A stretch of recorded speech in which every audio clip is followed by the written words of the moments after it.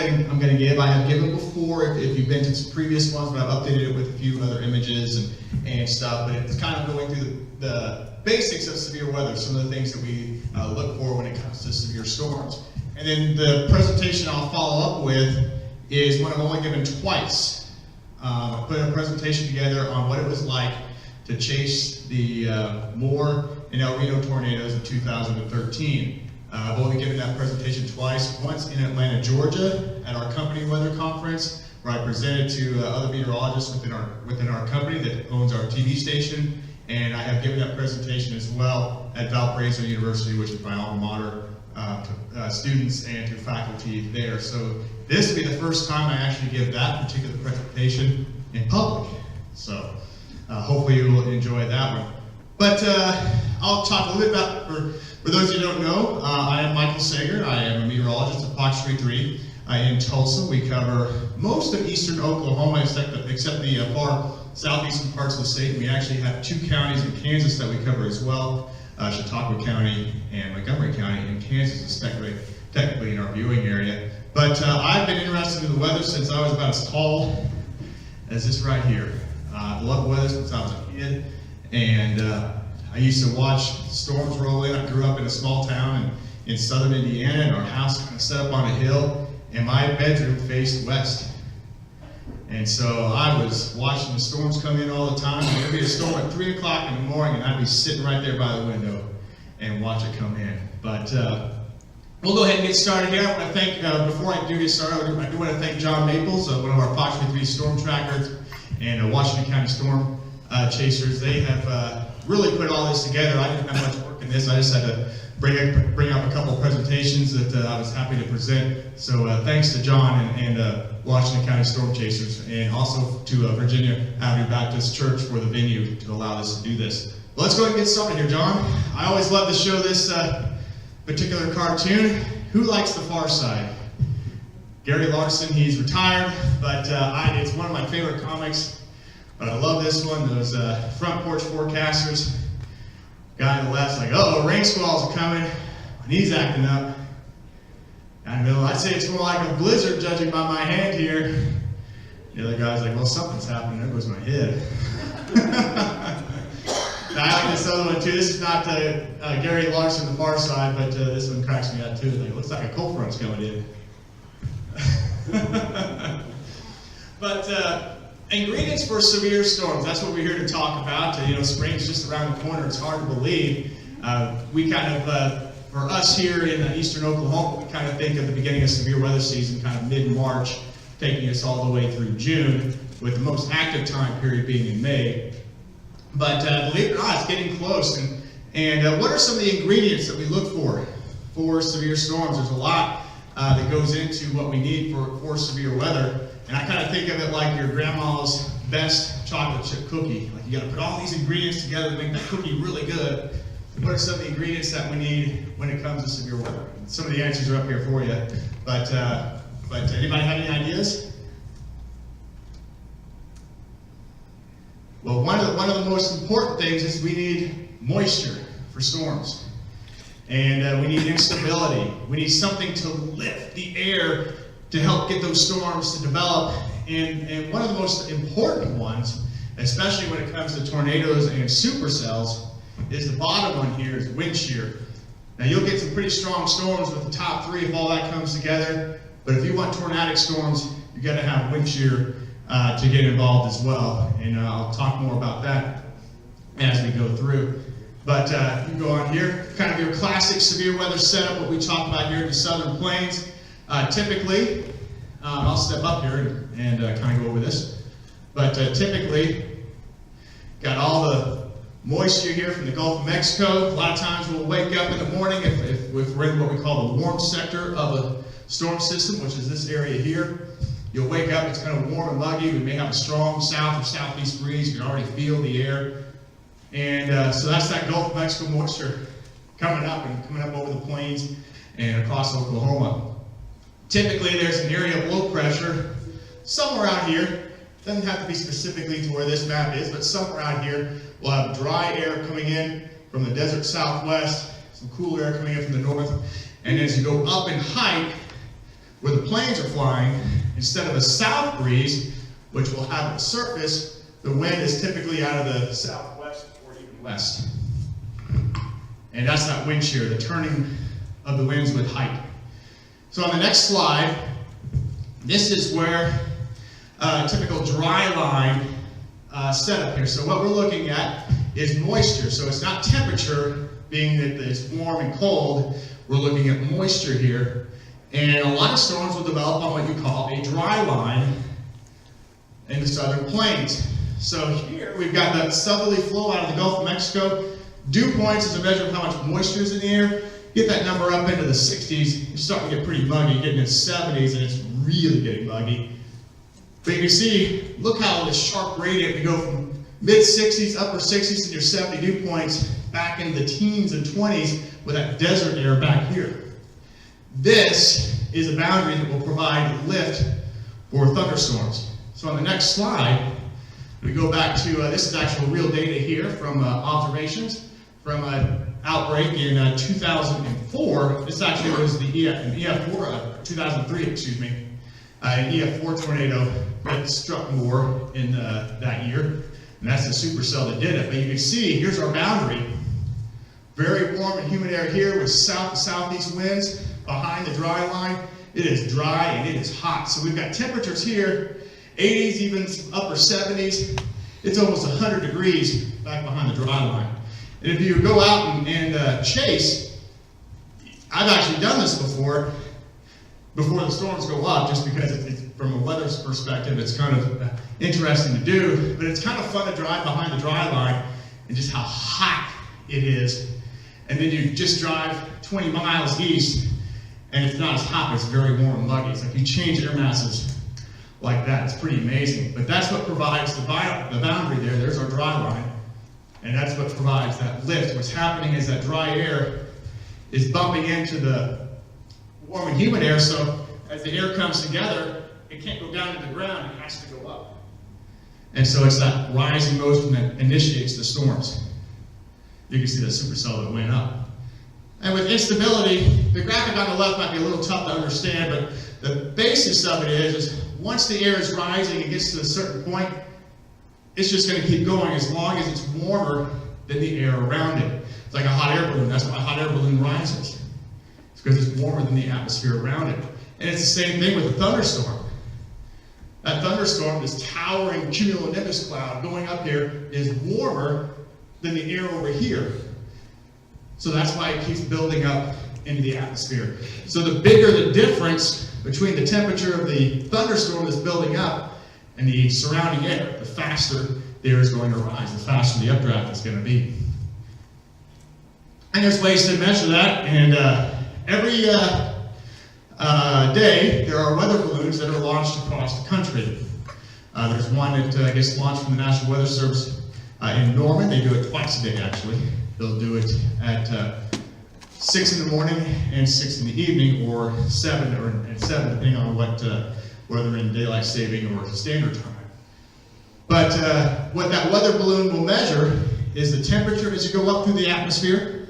It will measure the moisture through the atmosphere. It will measure the wind speed and direction, and it will measure the air pressure as it goes up. And so what we're looking at here on the left is an actual sounding. That's what we call the data that comes back from the weather balloon. And this sounding is from the 2013 Moore Day. At 1 o'clock, they actually launched a special weather balloon because they knew that there was going to be severe weather. And they wanted to see what the atmosphere was doing. So what I'm going to show you here, just kind of explain what we're looking at. The temperature, or the number here, is the dew point, 72 at the ground. The temperature was 81, so at 1 o'clock in the afternoon. So the balloon keeps going up. This is the dew point as we get higher up in the atmosphere. Notice as we get up about 2 kilometers up or so, not even that, the air gets much drier. So the dew point really backs off and then goes up. The temperature actually gets a little hotter when you hit that level, and that's what we call the cap. Have you ever heard somebody talk about the cap? So you'll have this layer of warm air aloft, and that can actually inhibit thunderstorms because, again, as air is coming up from the ground, if it hits that warm layer, it'll stop. So basically, you need time for the temperature to heat up to bust through that extra warm layer. But that's what this is right here, where you see that little where it gets a little hotter here, about 2 kilometers up, and then the temperature goes like this. This dashed line would be the approximate temperature of a thunderstorm if it went up through that atmosphere. So what happens is the air is rising, what you call a dry adiabat. So as the air rises, it cools at about 10 degrees Celsius per kilometer. So we're trying to build a thunderstorm, the air is rising, it's cooling, but then it condenses once the dew point and temperature meet. That's going to be the base of the storm where we see the clouds. At the point of condensation, it's going to rise at a slower, the temperature will drop at a slower rate as it rises, about 6 degrees Celsius per kilometer. So that's what this is. It's cooling as it's rising, but it's cooling at a slower rate than what the actual atmosphere is. So at this point, the thunderstorm is going to be warmer than the actual temperature of the atmosphere. Here's the thunderstorm temperature. So it's going to keep going all the way up there until you hit the equilibrium level where they intersect at the top. And at that point, you're over 12 kilometers up. So some of these thunderstorms, they get tall. 50, 60,000 feet on some of your more extreme days. So that's what you're looking at here. The thunderstorm keeps billowing up until it hits that equilibrium level. Boom, it can't go any farther, but it can be rising at such a rate that what you call an overshooting top will actually kind of push the outer limits of the troposphere and almost go into space. It's that amazing. So we'll go on to the next slide here. And this will be a GIF, and I'll just let it play here, but it kind of just describes what I was talking about. About reading a Scuti diagram, which is what we look at here with sounding data. So if you don't understand it, it's fine. I know it's a little complicated, but hopefully, you get the idea. So again, our thunderstorm, now we're level 3 convection, so it's going to rise freely from now on. They'll draw the line there, it goes boom. And there's our cape. That's the measure of instability. It's that area where the thunderstorm will just rise by itself. You don't need anything to force it, but it's warmer than the air around it, so it'll just keep going. So here's a time lapse of some thunderstorms from one of our Skyview cameras looking south, across South Tulsa. And you can see how these updrafts rise. And then they'll hit that equilibrium level and spread out.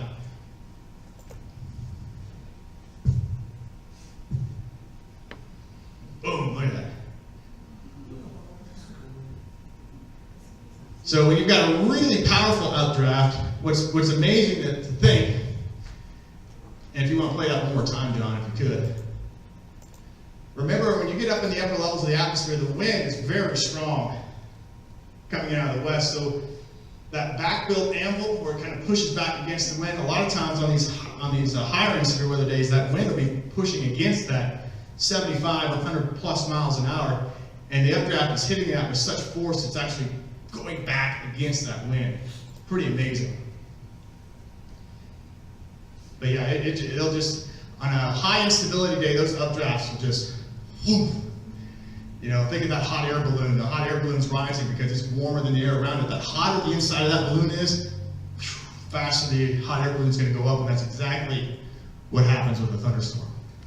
Here's why wind shear is important, especially when it comes to severe weather. A lot of times in the summer, we get these pop-up thunderstorms. They don't move much. A lot of times they'll pop up and even fall apart in the same spot. And wind shear actually helps thunderstorms sustain life a little longer. And here's why. So in the summer, when upper level winds tend to be fairly weak, we get thunderstorms. And sometimes we get severe storms, but as far as organized severe weather, tornadic type stuff, we tend to see less of that.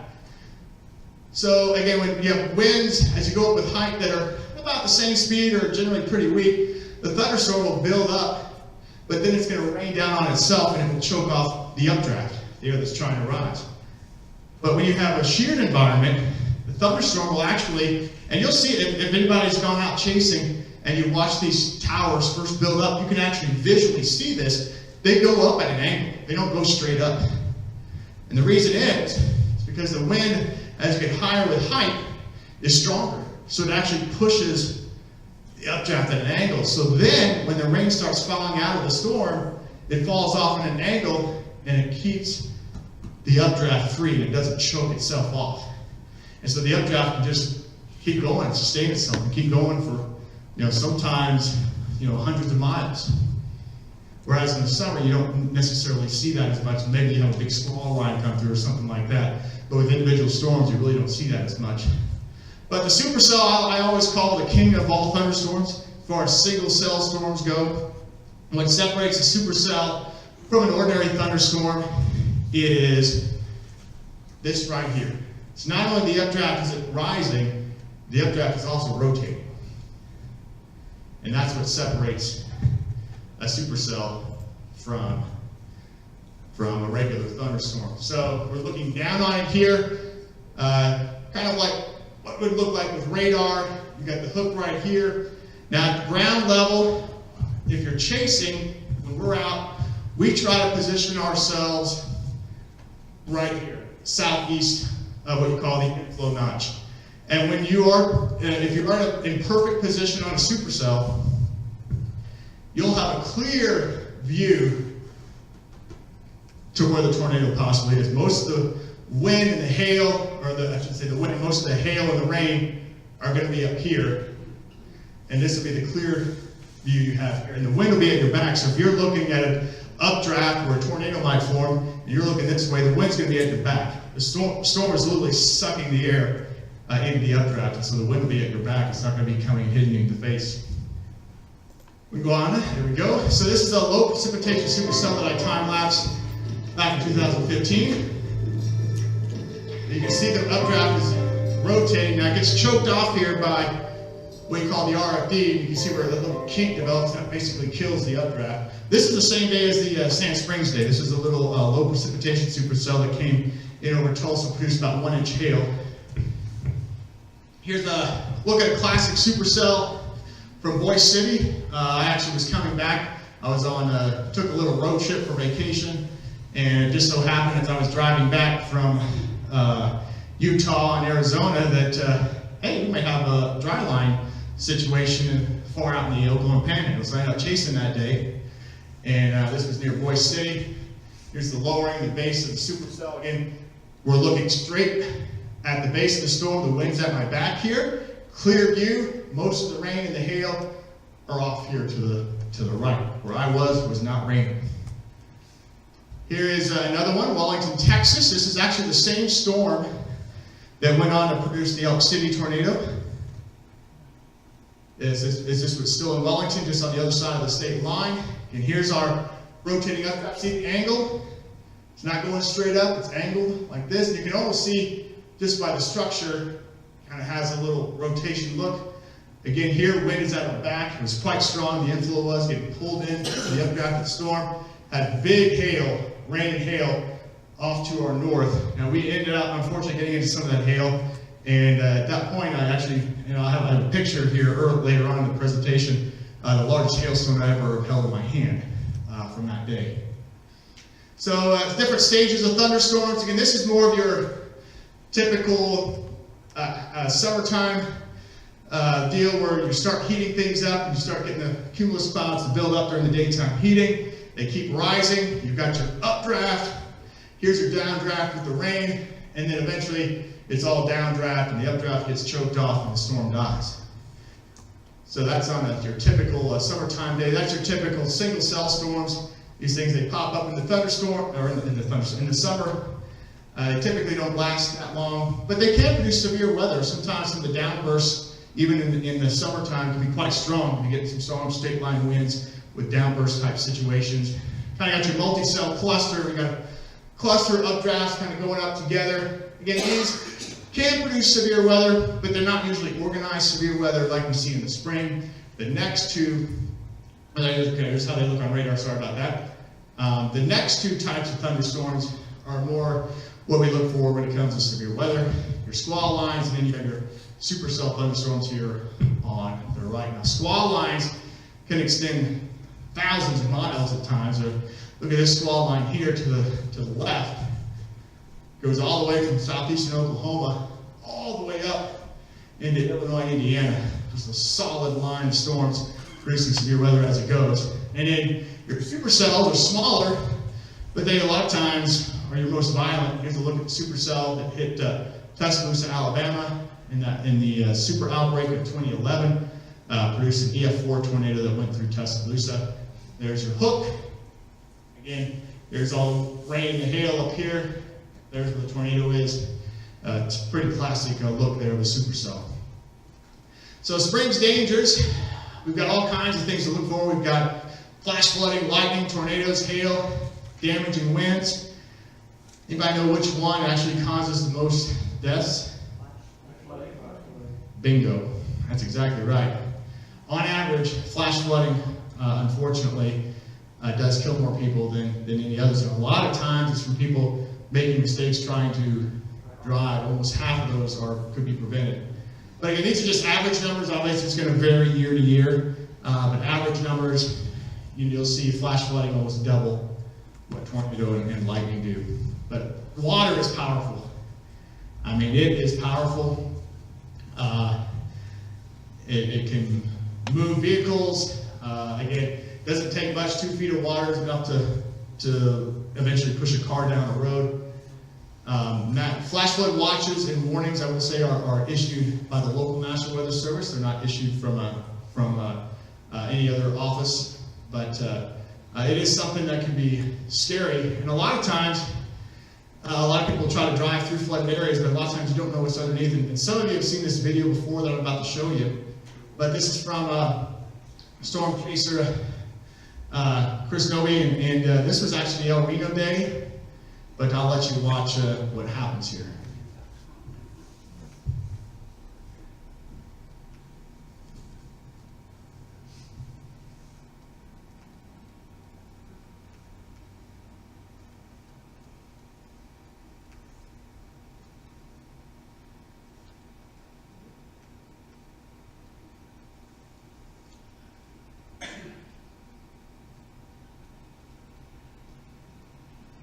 Went under. So I couldn't tell that an area got washed out. It looked like he was pulling into a parking lot. Looked level, but it wasn't. And he barely got out alive. He gave a presentation. Actually, ChaserCon is next week in Wichita, which I'll be going to. But he had given a presentation at ChaserCon one year about that and how it has really affected and changed his life. Scary stuff. So that's why it's important to be careful. He's very lucky to get out alive. He actually went under the road and came out the other side. So pretty amazing stuff. But again, kind of flash flood safety rules. Again, avoid high water, ravines, ditches, culverts, storm drains.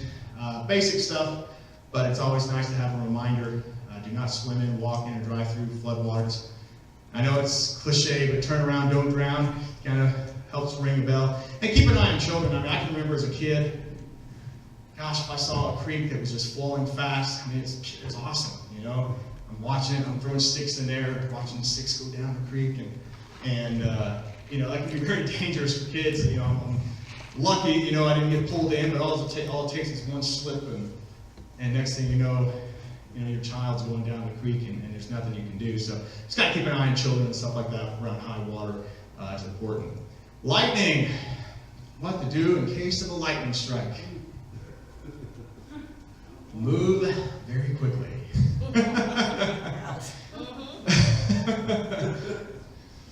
So obviously with lightning, there really is no safe place in a thunderstorm. It's powerful. Lightning is powerful stuff. One energy from one lightning flash could light a 100-watt light bulb for more than 3 months. And lightning is hotter than the surface of the sun, 5 times hotter at that. And basically, it's the same. Lightning is just a more extreme version of you putting your finger on a doorknob or something and getting shocked. It's the exact same thing, but in a much larger scale. It's static electricity. So what's happening is the storm's going up, and you're getting different charges to build up within the cloud and the ground. So the base of the thunderstorm becomes negatively charged, the ground is positively charged, and obviously those negatives and positives start coming together. When they meet, boom, we have ourselves a lightning flash. So here we are in extreme slow motion. It's kind of random how lightning works, and this is, this is extreme slow motion here. So a lot of times you get these fingers, here comes the negative charge coming down. You don't know which one's going to hit. Whichever one of these makes the connection, that's going to complete the charge. Looks like we got one on the left there going a little bit closer. Boom, there it is.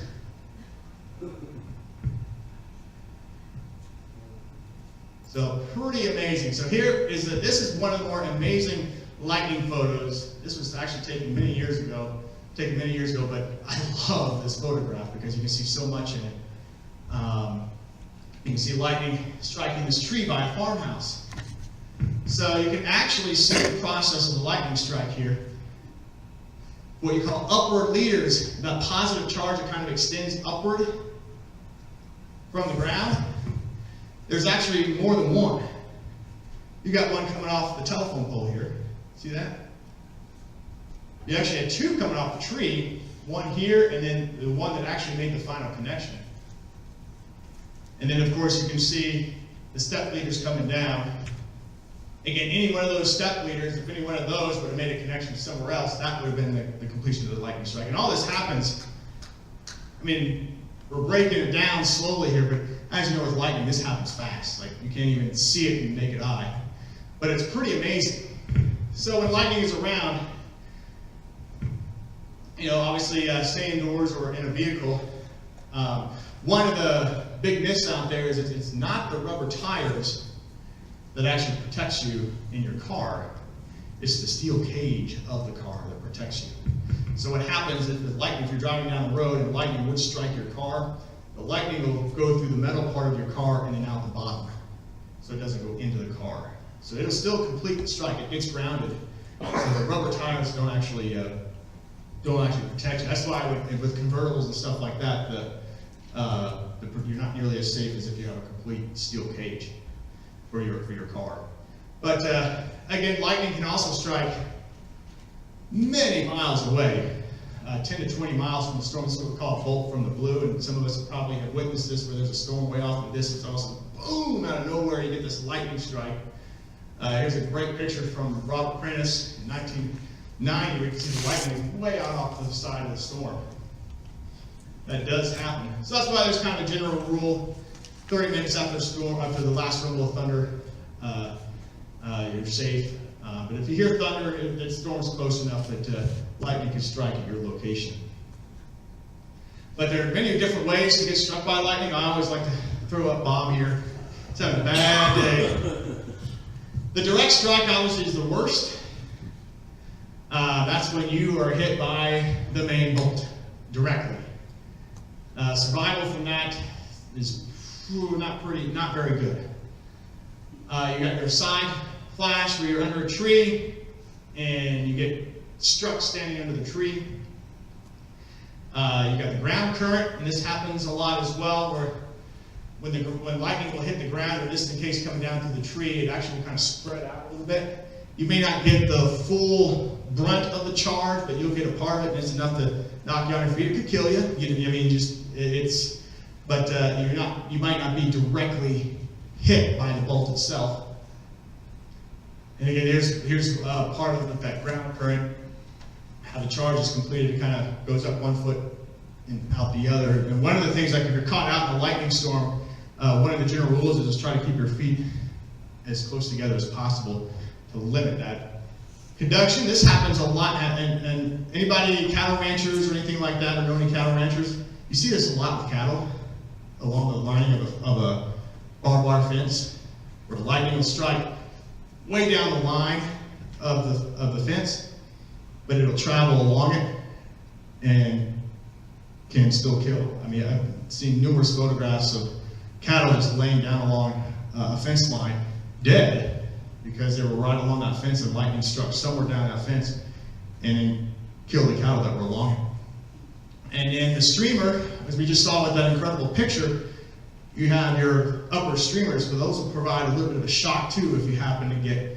hit by one of those. So even though the connection was made off of this tree here, this person had a little streamer coming out of the top of their head.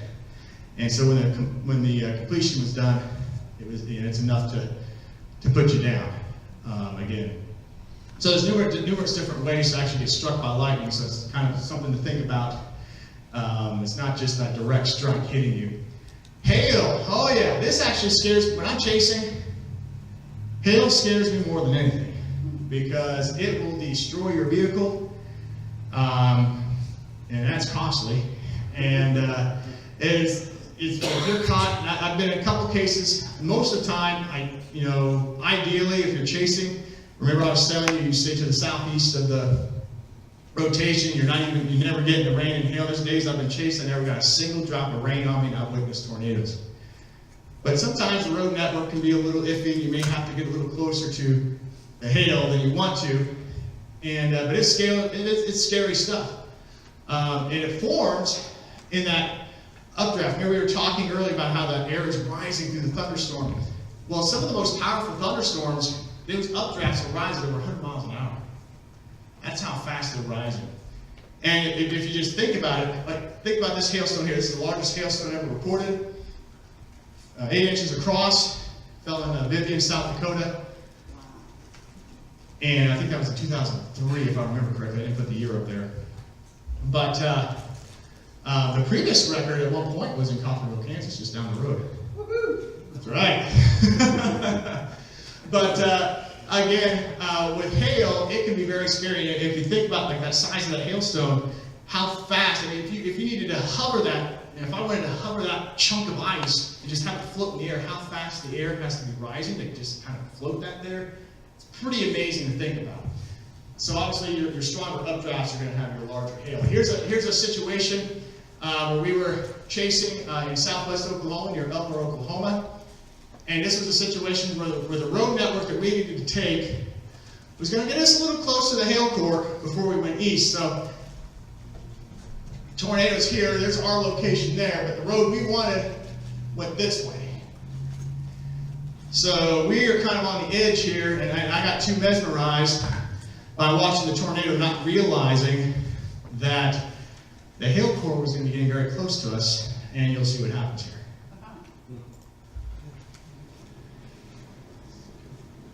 So we're good. Tornadoes wrapped. We've got rain actually wrapping around.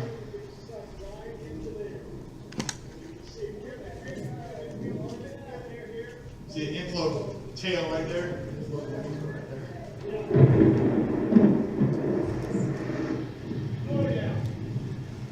You see the tornado in there?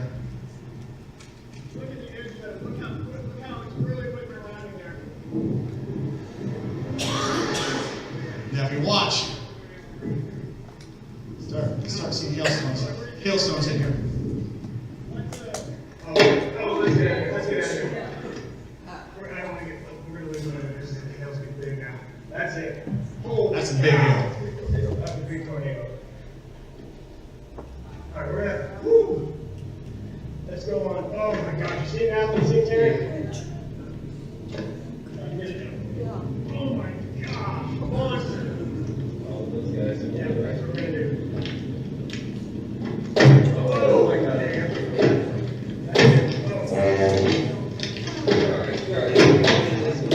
Oh, I lost the windshield. I lost the windshield.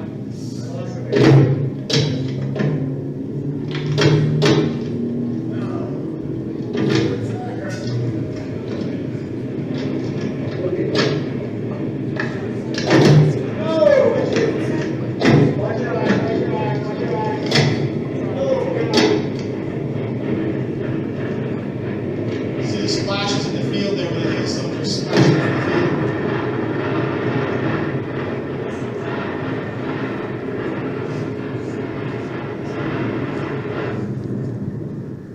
This was a violent tornado, by the way. It was only rated EF3, but it's pretty much an open field. I think it was probably a little stronger than that. But this thing was a beast.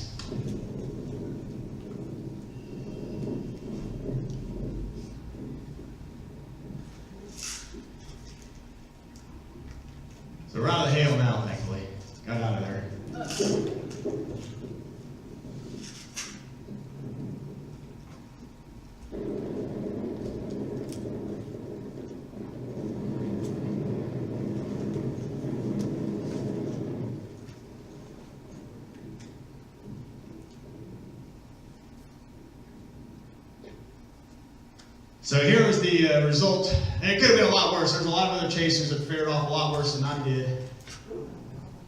But it put some damage in my windshield. I had to get the windshield replaced. I lost the headlight right there. So that was probably at least baseball size. I didn't have a chance to measure it. Now we're going to go back to, remember the storm I showed you earlier? This was a hailstone, excuse me.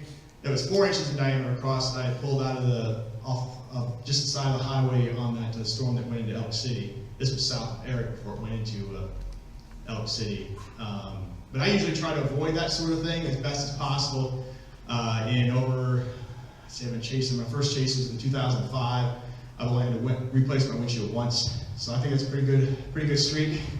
So, but you can see why hail, it can be scary. Plus it's very damaging. I mean, not just the chasers, but it's damaging the property, especially for farms and stuff like that and fields. I mean, you get a hailstorm that goes over a wheat field or a cornfield, it's devastating. I mean, it can do a lot of damage.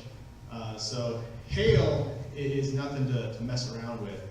Tornadoes. This, by the way, is the first photograph I've ever taken of a tornado, right there. Evanston, Texas, April 21st. That was the very first one I ever saw. Old school chase, didn't have radar. This is really before we had mobile phones that were as good as they are now. So we had paper maps we were folding, but that was a fairly successful chase there. But we're not the only place in the world that gets tornadoes. There are several what I call hot zones. It's kind of the term that I like to use across the country or across not just the country but across the world. Obviously, the United States tornado alley in particular is you see more numbers there than you will anywhere else. But anybody know what country actually has the most tornadoes per square mile? It's the United Kingdom.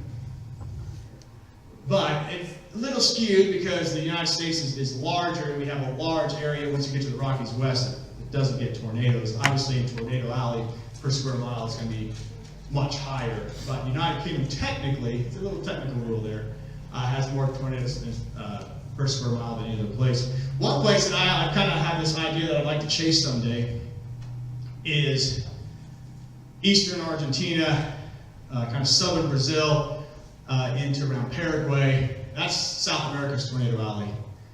Just a tornado in Argentina yesterday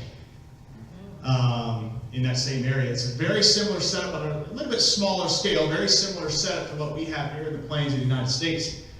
You get warm tropical air that comes off the Atlantic. You'll get a dry line set up with the deserts that are here along the Andes Mountains and east, and they have very similar severe weather outbreaks like we do here in the plains. What would be different though about down there is everything's going to be flipped. So everything's going to rotate opposite, from what we're used to. So it'd be very strange from somebody in North America going down to chase there. But there again, other hot zones.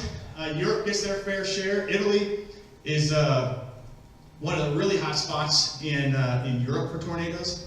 And then one of the other areas, some of the deadliest tornadoes that have occurred in the world, around Bangladesh, simply because they don't have, structures like we do here, and they're not nearly as prepared as we are here for things like that. But, and in other areas here, Australia, South Africa, there are other places that do get tornadoes. So watches and warnings, we'll kind of hopefully clear. A lot of people have questions about watches and warnings. Anybody know? I've kind of got it up there, but what does it mean to have a watch? Exactly right.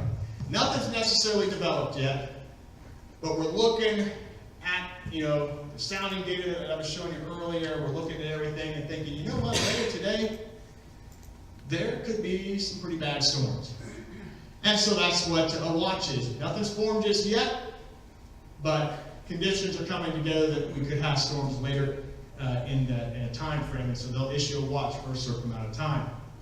Severe thunderstorm watch Conditions are favorable for severe storms, but if we think the tornado threat is a little bit higher, then there'll be a tornado watch. All watches come from one location across the country. All watches will come from one location. That's the Storm Prediction Center in Norman. So they are in charge of watching the entire country for issuing all severe weather watches, as far as severe thunderstorm and tornado watches across the entire country. And there's an example of one of the watches there across the Midwest. Warnings, and what we got for the warning? It's happening. That's right. Now there are some criteria that have to be met for a severe thunderstorm. The hail has to at least be 1 inch in diameter, so you get little pea-sized hail, that's not considered severe. But if it gets up to 1 inch in diameter, where it can start damaging things, then it's about the size of a quarter. That is considered severe, and the winds have to be at least wind gusts at 58 miles per hour or more. Tornado warning, either the tornado has been sighted by spotters, or we've got strong rotation within the radar itself that is indicating that there's a chance that the storm might produce a tornado. And all tornado and severe thunderstorm warnings, they all come from the local National Weather Service office. So here in Washington County, it comes from the National Weather Service in Tulsa. So that's where all of our warnings would come from. Preparing for a tornado, obviously many ways. Listen to local news. Obviously, you know who I prefer. Know weather radio to stay informed. That's very important if you would lose power. Make sure it's battery powered. Make sure you have batteries and flashlights. Know your community's warning system. I will say this, sirens are an outdoor warning system. They're not meant to be heard indoors. So find other ways to get warnings sent to you if you're going to be inside. Prepare for high winds to secure lawn furniture, trash cans, hanging plants, anything that can be picked up by the wind. And pick a safe room in your home. Obviously, you just kind of have to look at your house and figure out what would be the best place. But the idea is interior room away from any outside walls. And if you have if you have a basement, great, but we don't have a lot of basements in Oklahoma. But if you do have one, perfect. If you have a storm shelter, perfect. But if you don't have any of those things, interior room, put as many walls between you and the outside as possible, because the tornado is going to have a lot of debris flying through it. So if something punches through your outer wall, you want to make sure you have another wall between you and the outside. So radar detected rotation. You probably have heard this. You know what that means, though. Like, storm is detecting rotation in the storm. Anybody know what that actually means?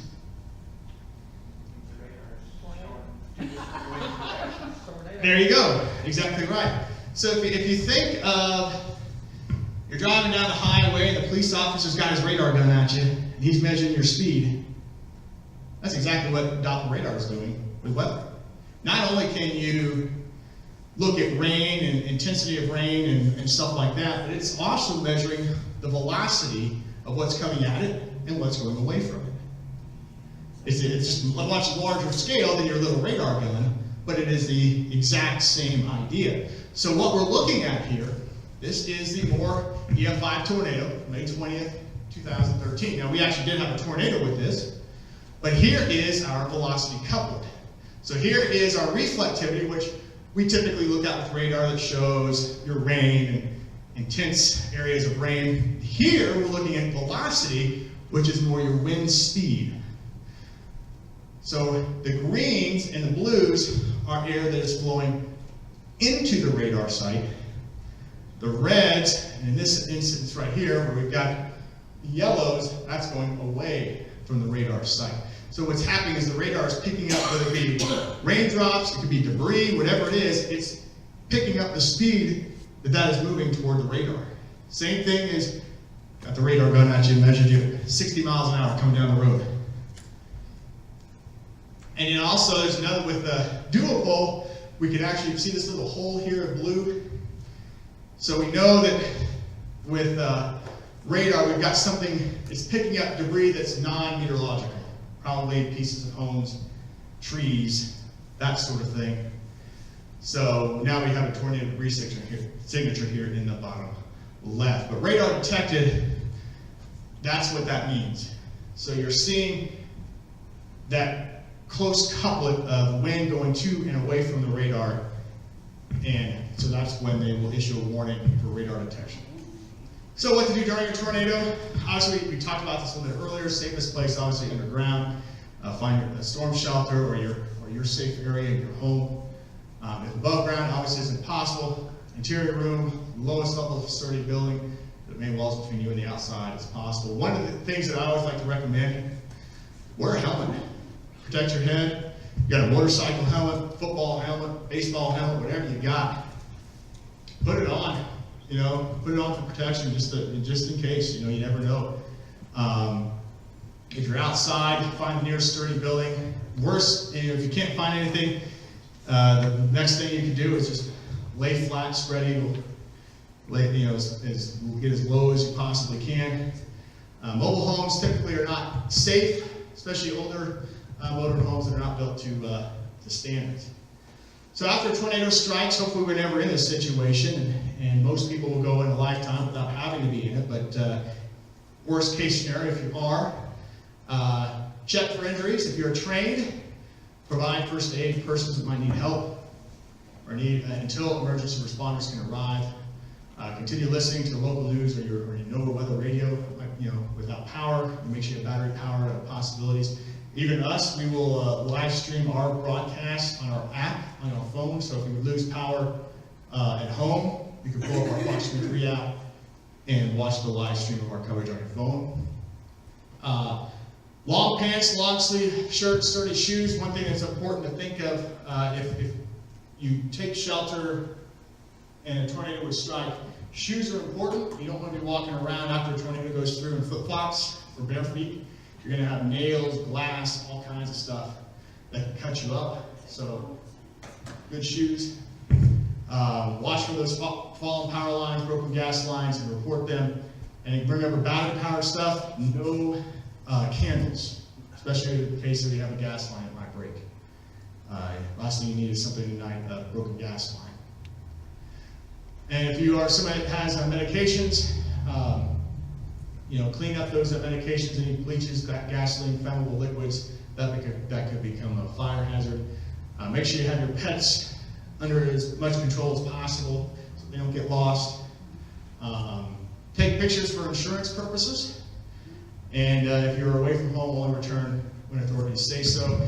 We have a little local chapter of the American Meteorological Society with some of the local meteorologists around Tulsa and some weather service officers. We had and it might be something that later today, when Kerry comes in and talks with emergency management, but we had a meeting with some emergency managers, and they really stressed that bottom one. They don't want people getting in the way of cleanup and the way of people that really need help. So that's a very important thing too. The enhanced Fujita scale that was refined back in 2007, but Theodore Fujita, one of the most well-known, probably the most well-known tornado researcher,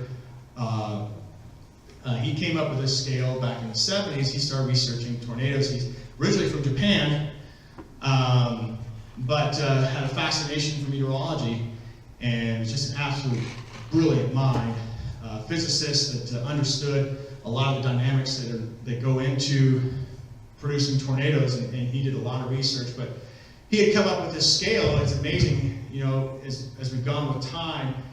Before we had the technology that we have now, his scale, how well it matches. It's pretty amazing. But the EF scale, most tornadoes, over 50% are going to be fairly weak. Your EF zeros, 65 to 85 miles per hour. Minor damage.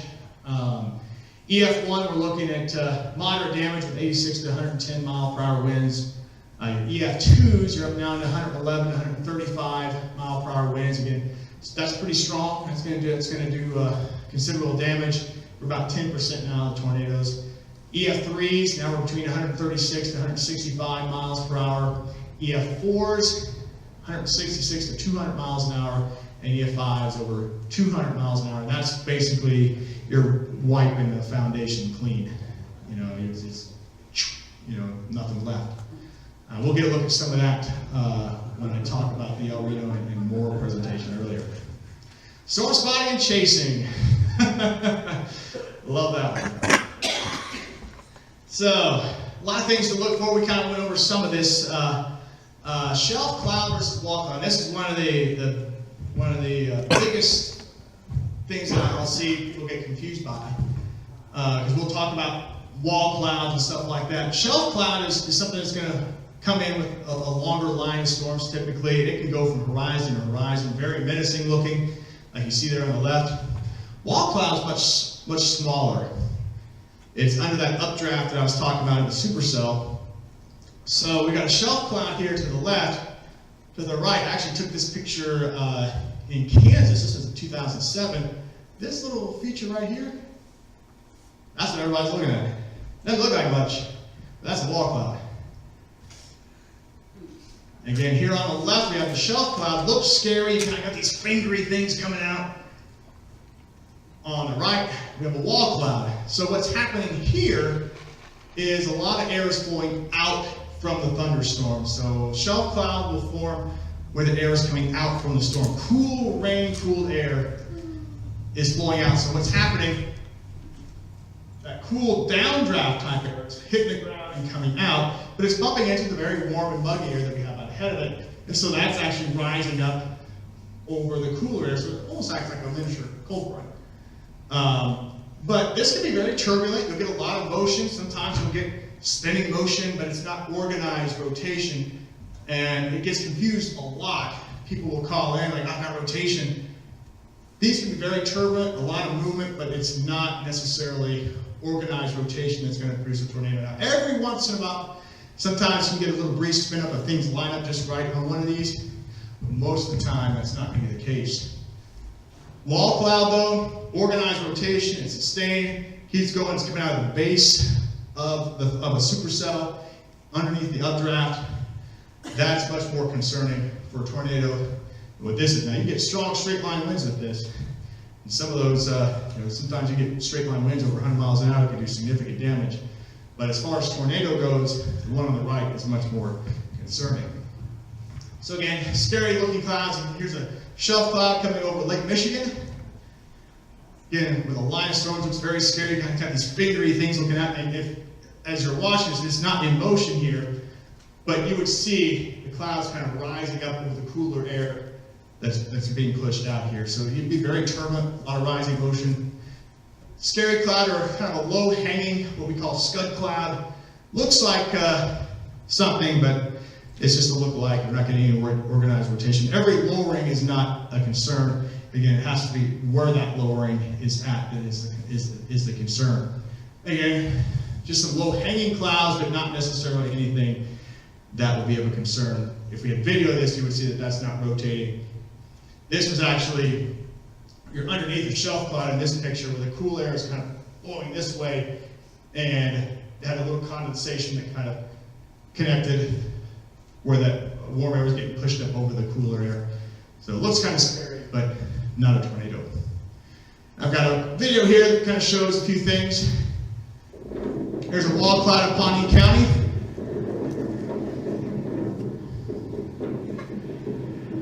Just a little lowering right there. Not much rotation. It's still pretty far from doing anything. This was down in Okfuskee County.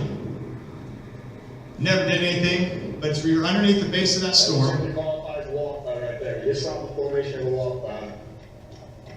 And one thing you also notice too, wall clouds can sometimes be angled down and tilted down to where the rain and the hail is. This is Wagner County. Now we got, this one's actually rotating. You can see if you look close, you can kind of see the horizontal rotation. This did produce a really nice tornado once it got on the other side of the highway. You can kind of see that one's actually rotating, getting a lot closer to producing a tornado than the others were. You can see the rotation in it. And very small, doesn't look like much, but we're in that prime zone underneath the base of a supercell. It really started going. I can feel the strong inflow. I think we might be getting ready to get a big one here, dude. Good. Solid rotation here. Oh my gosh. Oh my.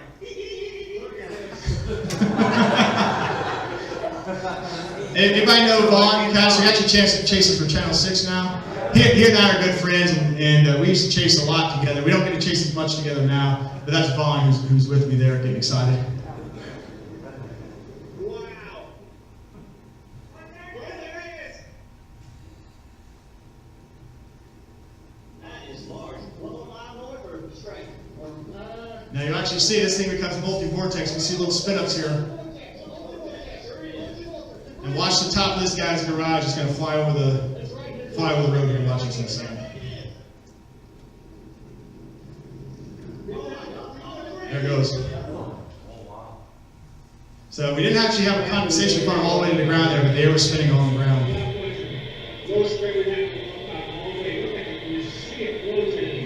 Again, it doesn't look like much, but that is rotation. We're right underneath the base of the storm where the location is prime for tornado development. And this was just about 7 or 10 minutes later. Wow. Got a new wall cloud forming here. This storm was a cyclic supercell. It kept producing tornado after tornado after tornado. This was the new tornado that formed out of the other wall cloud. And supercells will do that, really good organized ones. They will produce a tornado, then that one's now roping out, but watch as we pan here to the right, you'll see another wall cloud where a new tornado is going to form.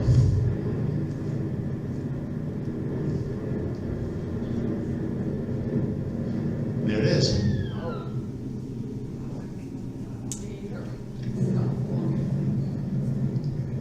Oh my gosh.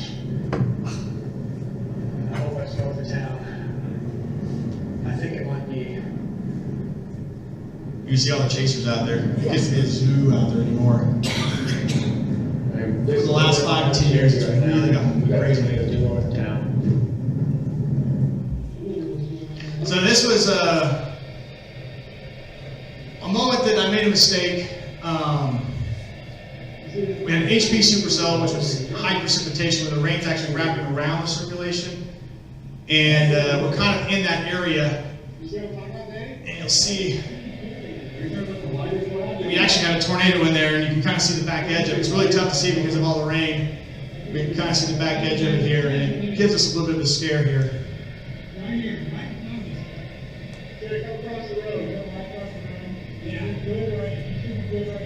So the wind started picking up. At first I thought I was on the edge of the tornado, but I look back and I think I was more in the RFD, what we call the rear flank downdraft that comes around the back side, which can be pretty strong. But it was rocking the car that I got so concerned it was going to blow out the windows of my car. So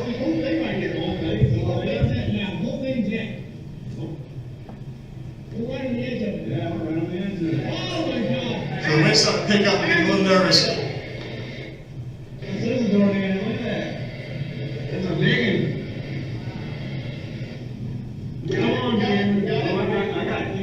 Huge tornado.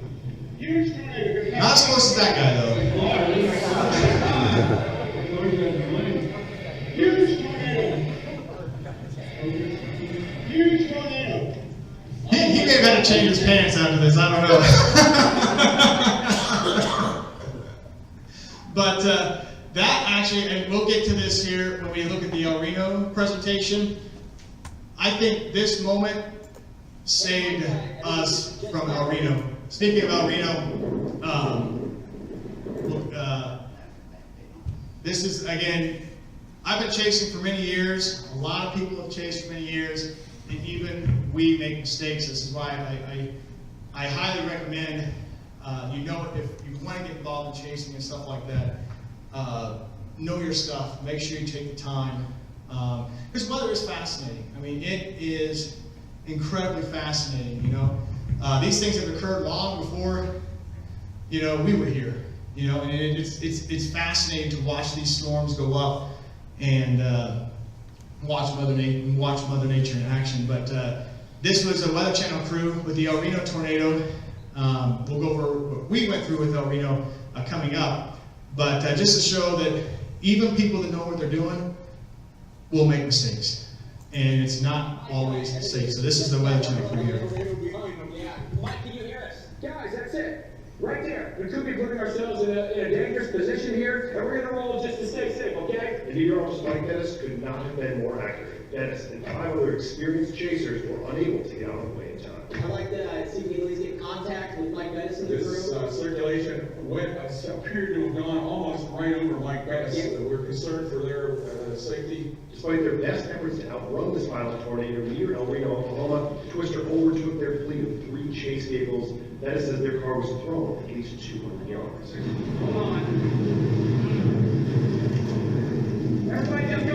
Just keep going in the can. Keep going in the can. Everybody do that. Everybody do that.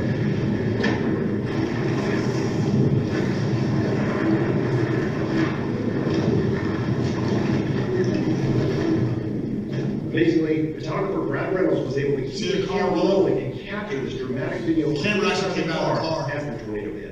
We tumbled, I don't know how many times. Yeah, I counted at least 6, 8 times. We tumbled, and then we're airborne at one point, we were just floating, and we weren't tumbling anymore, and we came down hard. It's estimated this tornado was more than a mile wide, with winds upwards of 120 miles per hour. The main hunt vehicle took the brunt, with 3 of the team in that car.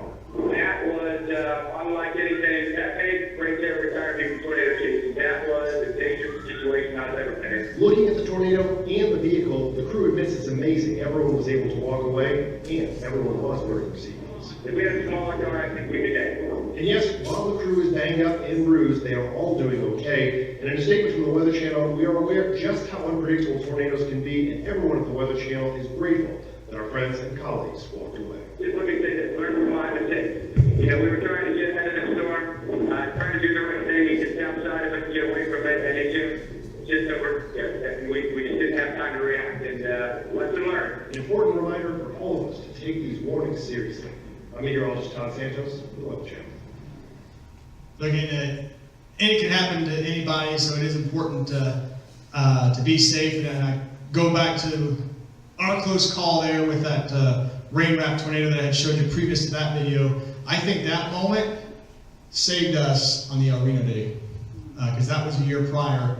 And with El Reno, and we'll kind of go over this here in the next presentation, my gut was like, I don't even want to be close to this thing when we saw what we were looking at, and you'll see why here in a second. But that's that presentation.